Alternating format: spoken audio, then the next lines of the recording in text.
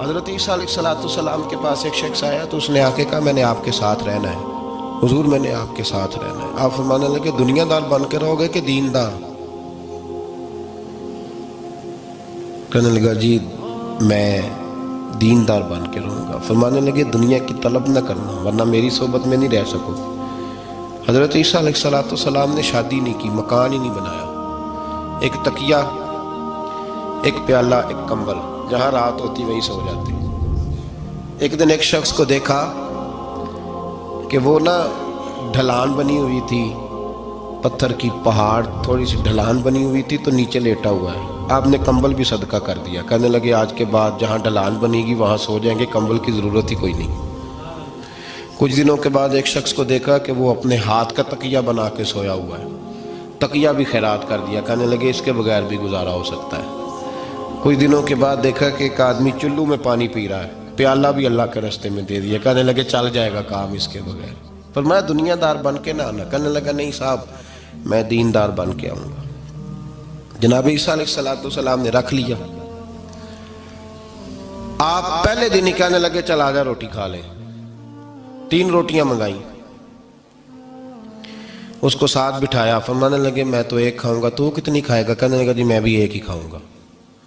ایک روٹی اس نے کھا لی، ایک آپ نے کھا لی، تیسری روٹی چھوڑ کے جناب عیسیٰ علیہ السلام دریا کنارے وضو کرنے چلے گئے۔ واپس آئے تو روٹی کوئی نہیں تھی،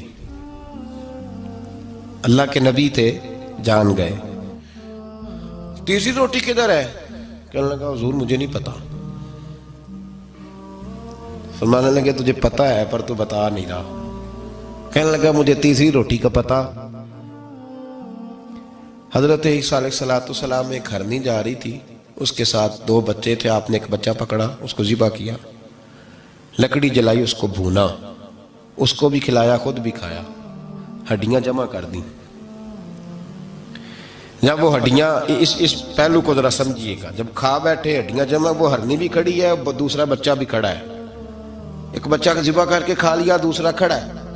جب پیٹ بھر لیے وہ بھی ڈکار لینے لگا سامنے، تو حضرت عیسیٰ علیہ السلام ہڈیوں سے کہنے لگے چلو اٹھ جاؤ اللہ کے حکم سے۔ ہرنی کا بچہ پھر سے زندہ ہو گیا، وہ چلا گیا، ماں اس کو ساتھ لے کے روانہ۔ فرمانے لگے دیکھ اللہ نے مجھے معجزہ دیا ہے، ہم نے کھا بھی لیا ہے اور بچہ چلا بھی گیا ہے، ہمارے پیٹ میں ہے بھی، اور اب تو بتا دے روٹی کس نے کھائی ہے؟ کہنے لگا جی مجھے نہیں پتا، نہیں پتا مجھے۔ حضرت عیسیٰ علیہ السلام اس کو ساتھ لے کے بڑھے تو دریا کے اوپر، پانی کے اوپر پیدل چلنے لگے، دریا پار کر گئے۔ فرمانے لگے تو پانی پہ چلتا رہا ہے، سارا پانی کراس کر گیا ہے تو ڈوبا نہیں، اب بتا دے روٹی کس کے پاس ہے؟ کہنے لگا نہیں پتا مجھے، پتا۔ اللہ اکبر، بدلتے نہیں، نہ بدلا۔ حضرت عیسیٰ کہنے لگے منوا کے میں بھی چھوڑوں گا، تو مانے گا۔ آپ نے ریت کٹھی کی، ریت 3 حصوں میں ریت جمع کر لی، اور پھر اس پر کچھ پڑھ کے پھونکا تو وہ سونا بن گئی۔ 3 ڈھیریاں تھی ریت کی، پھونکا تو سونا بن گئی۔ آپ فرمانے لگے یہ سونا تیرا، ایک ڈھیری تیری، ایک میری، اور تیسری اس کی جس نے تیسری روٹی کھائی ہے۔ کہنا جی میں ہی کھا دی، میں نہیں کھائی۔ یہ تیسرا اس کا حصہ جس نے تیسری، کہنے لگا میں نہیں کھائی ہے، مان گیا۔ ذرا بات کو سمجھیں، پانی پہ پیدل چلا ہے پر مانا، دنیا دار ہے نا، مانا نہیں۔ ہرنی کا بچہ زندہ ہوتا دیکھا ہے پر مانا، دنیا قابو آنے لگی ہے تو مان گیا ہے۔ کہنے لگا جی میں نہیں کھائی ہے۔